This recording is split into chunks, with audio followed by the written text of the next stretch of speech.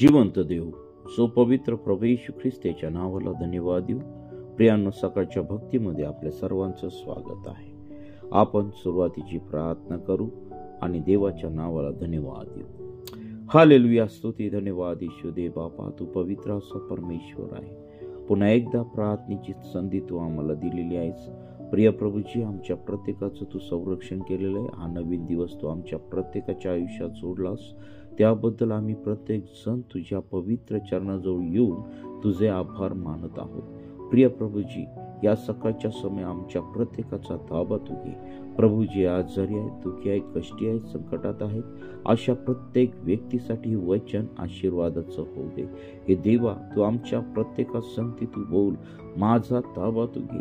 आणि प्रिय प्रभू, ऐकणाऱ्याचा ताबा तू घे. आमच्या सर्व पापांच्या प्रदांची तू आम्हाला क्षमा कर.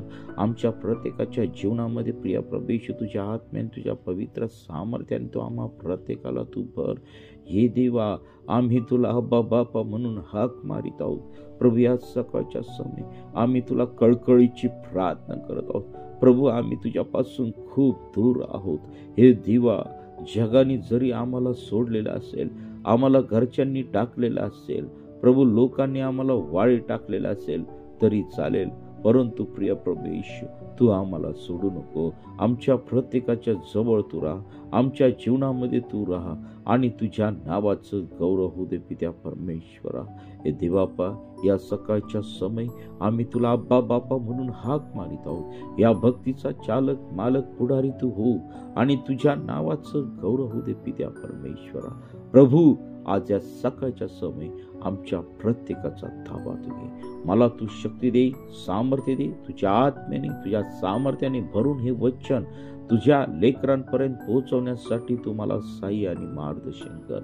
हे देवा, तू मला पुन्हा एकदा हा नवीन दिवस तू दाखवला आणि मला ह्या जिवंतच्या भूमीवर तू जिवंत ठेवलेला आहे, त्याबद्दल मी तुझ्या नावाला धन्यवाद देत आहे. प्रभू, आमचे जीवन तुझ्या पवित्र चरणाजवळ समर्पित होता. इथून पुढे या भक्तीचा चालक, मालक, पुढारी तो. होणारं गीत, होणारं वचन, होणारी प्रार्थना, सर्व काही तुझ्या पवित्र सामर्थ्याने तू आशीर्वादित कर आणि तुझं गौरव दे. ही प्रार्थना येशूच्या नावाने मागतो म्हणून द्या, आमेन. आपण एक गीत गाऊया, देवाच्या नावाला धन्यवाद देऊया. धन्यवाद येशूला, धन्यवाद येशूला, धन्यवाद येशूला, धन्यवाद येशूला. हालेलुया, राजांच्या राजाला, प्रभूंच्या प्रभूला, धन्यवाद येशूला. हालेलुया, राजांच्या राजाला, प्रभूंच्या प्रभूला, धन्यवाद येशूला. महिमा हो द्या त्याला, महिमा हो द्या त्याला, महिमा हो द्या त्याला, महिमा हो द्या त्याला.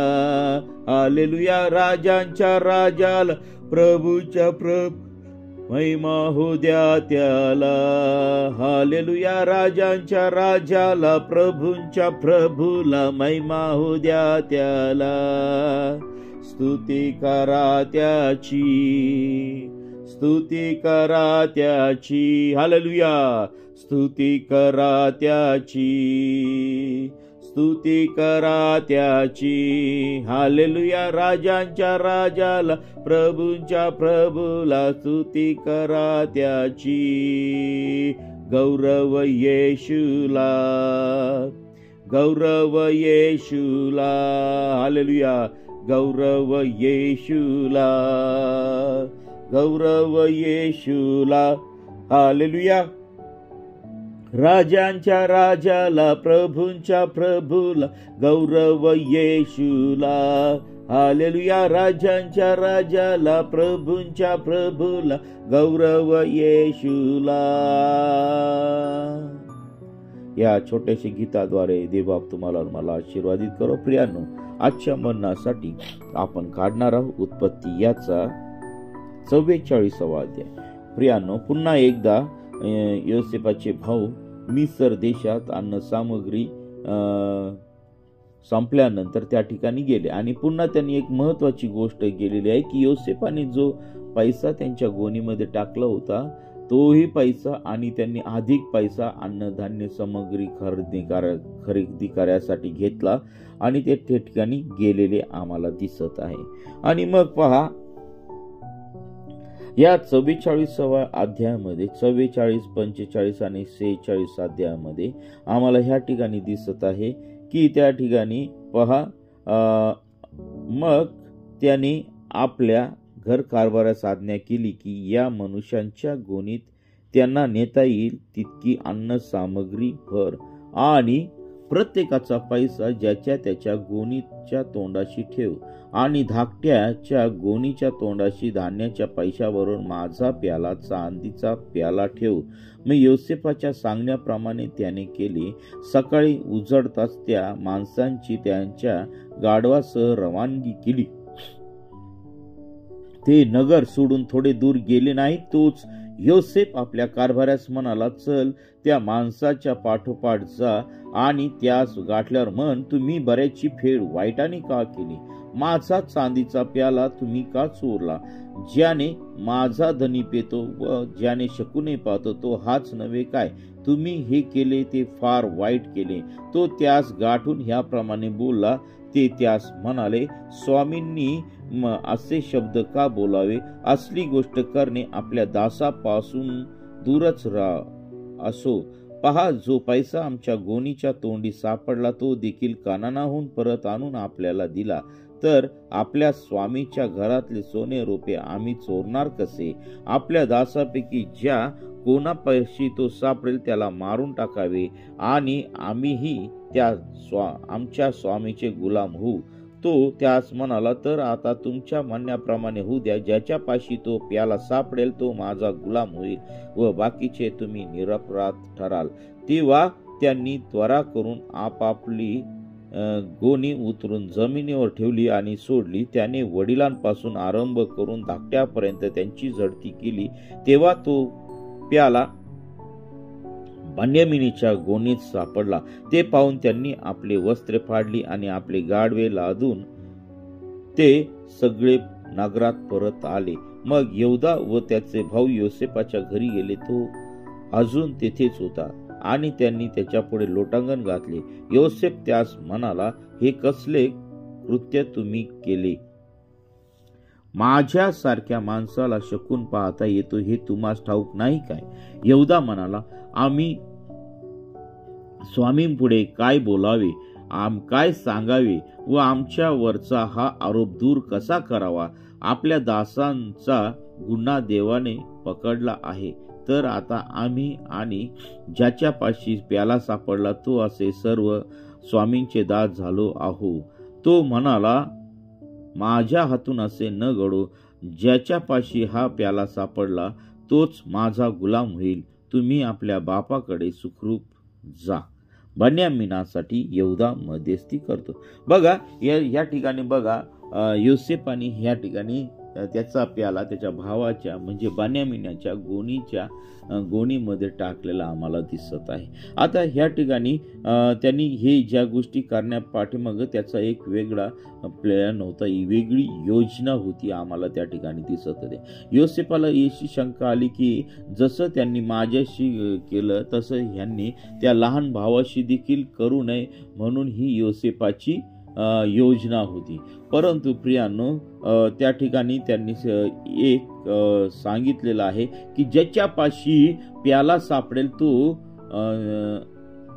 किंवा आम्ही सर्वजण गुलाम होऊ जर आमच्या जवळ प्याला सापडला तर. मग बेन्यामीनाजवळ सापडला. मग योसेफ म्हटला की ज्याच्या जवळ प्याला सापडेल तोच माझा गुलाम त्या ठिकाणी होणार आहे. आणि मग पहा, मग योसेफ त्या 17व्या वचनामध्ये तो म्हणाला, माझ्या हातून असे न घडो. ज्याच्यापाशी हा प्याला सापडला तोच माझा गुलाम होईल. तुम्ही आपल्या बापाकडे सुखरूप जा. मग पहा, या बेन्यामीनासाठी यहूदा मध्यस्थी करतो. मग यहूदा जवळ जाऊन म्हणाला, स्वामी, कृपा करून आपल्या दासाला आपल्या कानात एक शब्द सांगण्याची परवानगी मिळावी. आपला राग आपल्या दासावर भडकू नये. तर फारोसा माना हा स्वामींनी आपल्या दासास विचारले होते की तुम्हास बाप किंवा भाऊ आहे काय? तेव्हा आम्ही आपल्या स्वामी सांगितले की आमचा म्हातारा बाप आहे, त्याला म्हातारपणी झालेले एक मूल आहे, त्याचा भाऊ मरून गेला आहे, त्याच्या आईचा तो तेवढाच राहिलेला आहे आणि त्याच्या बापाचे त्याच्यावर प्रेम आहे. आता ह्या ठिकाणी पहा, यांनी ह्या ठिकाणी योसेपाची तो खोटं बोललेला आम्हाला त्या ठिकाणी दिसत आहे. कारण योसेपाला त्यांनी मिस्रास विकून टाकले होते, त्याचा प्राण काही त्यांनी घेतलेला नव्हता, परंतु ते लोकांना सांगत होते की ते मरून गेलेले, कारण त्यांनी त्यांच्या बापाला खोटं सांगितलेलं होतं. मग पहा, मग आपण आपल्या दासांना म्हणाला की त्यास मसकडे घेऊन या, म्हणजे त्याला मी आपल्या डोळ्यांनी पाहिल. आम्ही स्वामीस म्हणालो की त्या मुलाला आपल्या बापा सोडून येता येणार नाही, कारण त्याने आपल्या बापा सोडले तर बाप खास मरेल. आपण आपल्या दासास म्हणाला, व तुमचा धाकटा भाऊ तुमच्या बरोबर आला नाही तर तुम्हाला माझे तोंड पाहता येणार नाही.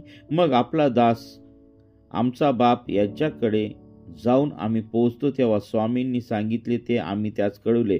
पुढे आमच्या बापाने म्हटले, पुन्हा जाऊन त्यांच्यासाठी काही अन्नसामग्री आपल्यासाठी काही अन्नसामग्री विकत घेऊन या. तेव्हा आम्ही म्हटले, आम्हास पुन्हा जाताच येत नाही, आमचा धाकटा भाऊ आम्हाबरोबर असेल तरच आम्ही जाऊ, कारण तो आमच्या बरोबर नसला तर त्या मनुष्याने तोंड देखील आम्हास पाहावयास मिळायचे नाही.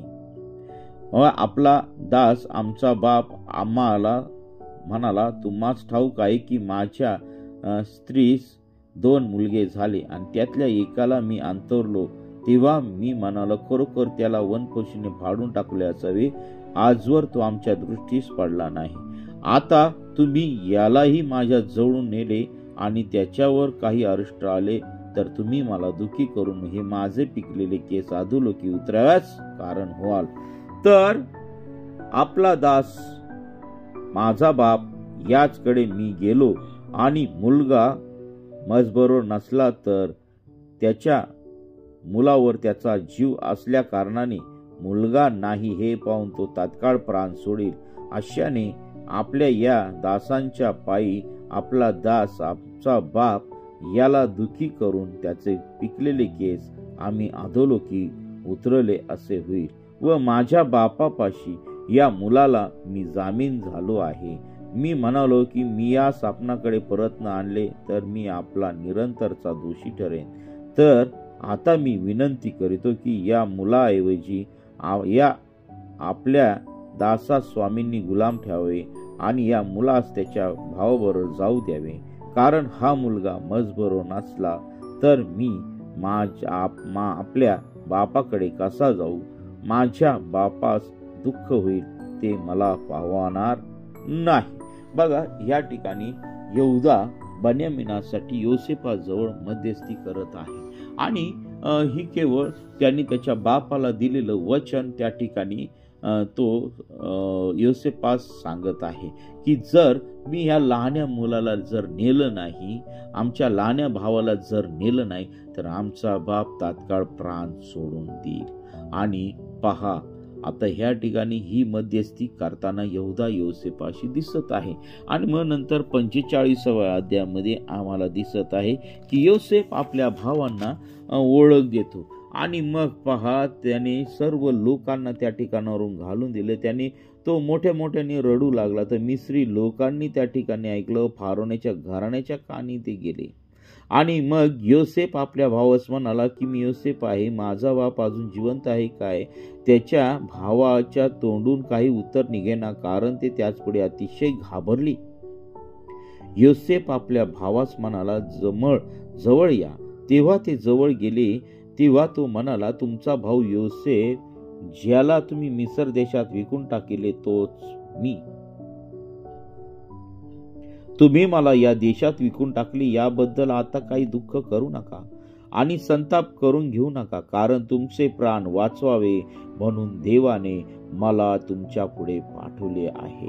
पहा, या ठिकाणी योसेफाने एक महत्वाची गोष्ट सांगितलेली आहे की आपल्या परिवाराचं रक्षण करावं म्हणून देवाने मला तुमच्या पुढे पाठवलेलं आहे. या दुष्काळातून दुष्काळाच्या परिस्थितीमध्ये आपल्या परिवाराचं रक्षण करावं, ही देवाची योजना योसेफाच्या बद्दल होती. आणि म्हणून देवाने योसेफाला त्या ठिकाणी पाठवलेलं आम्हाला दिसत आहे. आणि मग पहा, मग 5 वचन, मग तुम्ही मला या देशात विकून टाकले, याबद्दल आता काही दुःख करू नका आणि संताप करून घेऊ नका, कारण तुमचे प्राण वाचवावे म्हणून देवाने मला तुमच्या पुढे पाठवले. या देशात आज 2 वर्ष दुष्काळ आहे, आणखी 5 वर्ष अशी येणार आहेत, आणि त्यात नांगरणी कापणी काही व्हावायची नाही. देवाने मला तुमच्या पुढे यासाठी पाठवले की तुमचा पृथ्वीवर अवशेष ठेवावा व मोठ्या सुटकेसाठी तुम्हास वाचवावे आणि तुमची वंशवृद्धी होऊन द्यावी. तर आता तुम्ही नव्हे, तर देवाने मला इथे पाठवले. मला त्याने फारोच्या बापासमान करून त्याच्या सर्व घरादाराचा स्वामी व मिस्र देशाचा शास्ता करून ठेवले आहे.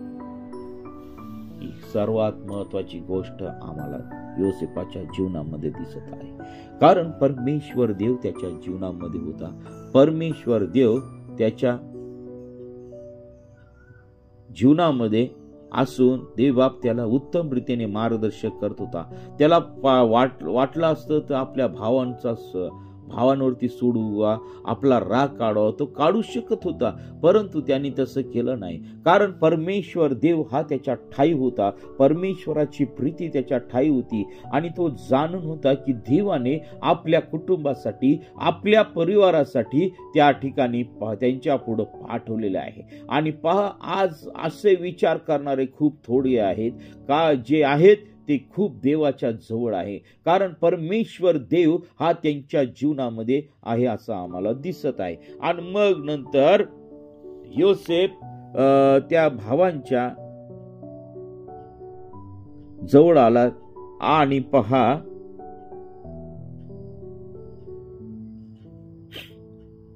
जवळ येऊन त्यांच्या गळ्यात गळा घालून तो त्या ठिकाणी रडलेला आहे. मग वचन 14 मध्ये सांगते की तो आपला भाऊ बन्यामीन याच्या गळ्यात गळा घालून रडला, आणि बन्यामीनही त्याच्या गळ्यात गळा घालून रडला, आणि सर्व भावांची मुके घेऊन त्यांच्या गळ्यात पडून तो रडला.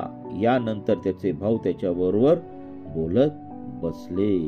पहा, आता ह्या ठिकाणी एक सर्वात महत्वाची गोष्ट म्हणजे त्यांनी त्याच्या मनातील सर्व राग त्याने योसेफाने केव्हा सोडून दिलेला आहे. प्रियांनो, राग हा परमेश्वरापासून दूर घेऊन जाणारा व्यक्ती आहे. रागापासून आम्हाला दूर राहायला पाहिजे, कारण परमेश्वराच्या राज्यात रागाला महत्व नाहीये, क्रोधाला महत्व नाहीये, तर प्रीती, आनंद आणि शांतीला महत्व आहे.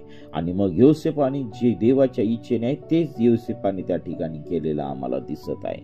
आणि मग योसेफाचे भाऊ आले आहे अशी बातमी फारोच्या वाड्यात पोहोचली. ती ऐकून फारोस व त्याच्या चाकरास आनंद झाला. फारो योसेफास म्हणाला, तू आपल्या भावास सांग, एवढेच करा की आपली जनावरे लादून निघा, कनान देशात जा, आणि आपला बाप, आपली मुले, माणसे यास घेऊन मजकडी या, म्हणजे मिस्र देशात जे काही उत्कृष्ट आहे ते मी तुम्हास देईल. या देशातले उत्तम पदार्थ तुम्हास खावयास मिळतील. आणि आता तुला माझी आज्ञा आहे की त्या सांग की एवढे करा की आपल्या बायका मुलांसाठी मिस्र देशातून गाड्या घेऊन जा, आणि आपल्या बापासही घेऊन या. आपल्या मालमत्तेविषयी हळू नका. साऱ्या मिस्र देशात जे काय आहे ते उत्कृष्ट आहे ते तुमचेच आहे. अशा रीतीने योसेफाने त्या ठिकाणी आपल्या भावांची रवानगी त्या ठिकाणी केलेली आम्हाला दिसत आहे. मग यावरून आम्हाला दिसतं की योसेफाच्या द्वारे आपल्या परिवाराचं रक्षण परमेश्वराने कसं केलं हे आम्हाला या ठिकाणी दिसत आहे. मग त्याचप्रमाणे प्रियानो, आमच्या कुटुंबामध्ये देखील देवबाप असं योसेफासारखे व्यक्ती आमच्या जीवनामध्ये पाठवून आपल्या कुटुंबाचं रक्षण करत आहे. पण केव्हा, जेव्हा आम्ही परमेश्वराच्या सानिध्यात असतो, देवाच्या सानिध्यात असतो, आम्ही प्रभू जवळ असतो, त्याच वेळेस परमेश्वर आमच्या कुटुंबाचं रक्षण करतो. आणि प्रियांनो, या वचनाद्वारे आम्हाला एकच गोष्ट शिकते की आमच्या जीवनामधून आम्ही वैर काढून टाकलं पाहिजे आणि राग काढून टाकला पाहिजे. आम्ही जुन्या गोष्टींची आठवण या ठिकाणी ठेवली नाही पाहिजे. कारण योसेफाने त्याच गोष्टी केल्या ज्या देवाने त्याला सांगितल्या. देवाने ज्या गोष्टी त्याला सांगितल्या योजनेप्रमाणे, तो देवाच्या योजनेप्रमाणे त्या ठिकाणी चाललेला आम्हाला दिसत आहे. आणि म्हणून प्रियांनो, आज या सकाळच्या समय आम्ही निश्चय करूया, आमच्या जीवनामध्ये काही वैर असेल, राग असेल, क्रोध असेल, त्या सर्व गोष्टी आम्ही काढून टाकूया आणि योसेफासारखं जीवन जगण्याचा प्रयत्न आपण करणार आहोत. देव बाप या छोट्याशा वचनाद्वारे तुम्हाला मला आशीर्वादित करू. आमेन. आपण प्रार्थना करू. हालेलुया. स्तुती, धन्यवाद येशू देव बापा. पुन्हा एकदा तू आम्हाला सुंदर असं वचन या सकाळच्या भक्तीमध्ये दिलंस, त्याबद्दल आम्ही तुझ्या पवित्र नावाला धन्यवाद देत आहोत. प्रिय प्रभूजी, या सकाळच्या समय आमच्या प्रत्येकाचा ताबा तू घे. आम्हा प्रत्येकाला तू सहाय्य कर, मार्गदर्शन कर. आमच्या प्रत्येकाच्या जीवनामध्ये प्रिय प्रभू येशू तू कार्य कर. ऐकणाऱ्या प्रत्येकाला या वचनाद्वारे तू आशीर्वादित कर. प्रिय प्रभूजी, तुझ्या सामर्थ्याचा अनुभव तू प्रत्येकाला तू दे. प्रभूजी, आजारी आहेत त्यांना तू आपल्या खिळलेल्या हाताचा तू स्पर्श कर. संकटात आहेत, निराशेत आहेत, वेगवेगळ्या प्रॉब्लेम मध्ये आहेत, जॉबलेस आहेत. प्रिय प्रभू, अशा सर्वांची प्रार्थना तू ऐक आणि तुझ्या नावाचं गौरव दे. आजचा दिवस आणि दिवसभरातील सर्व कामकाज तुझ्या पवित्र सामर्थ्याने तू आशीर्वादित कर. हो पित्या परमेश्वर, जे आमच्यासाठी प्रार्थना करतात त्या सर्वांना तू आशीर्वादित कर. आणि प्रिय प्रभू, सर्व देवाचे दास दासी, मिशनरी वर्ग, पाळक वर्ग आणि प्रिय प्रभू, आमचा देश, आमच्या देशातील सर्व मंत्रिमंडळ, आमच्या देशातील सर्व व्यवस्था तू आशीर्वादित कर आणि तुझं गौरव होऊ दे पित्या परमेश्वर. आमच्या देशातील सर्व अनैतिक गोष्टी, व्यसनाला लावणाऱ्या गोष्टी, पापामध्ये वाढवणाऱ्या गोष्टी सर्व तुझ्या पवित्र सामर्थ्याने काढून टाक. आमच्या देशातील प्रत्येक नागरिकाचं तू तारण कर आणि तुझ्या नावाचं गौरव दे. इथं पुढची वेळ काळ सर्व काही तुझ्या पवित्र चरणाजवळ समर्पित करत आहे. प्रत्येकाच्या जीवनामध्ये तू कार्य कर आणि तुझ्या नावाचं गौरव दे. ही प्रार्थना येशूच्या नावाने मागतो म्हणून ऐक. आमेन. प्रियांनो, आपल्याला जर प्रार्थनेची गरज असेल तर 9730301668 या क्रमांकावरती संपर्क करा. आम्ही आपल्यासाठी प्रार्थना करत आहोत. देवबाप आपल्याला व आपल्या परिवाराला व सर्वांना आशीर्वादित करू. आमेन, आमेन, आमेन, आमेन.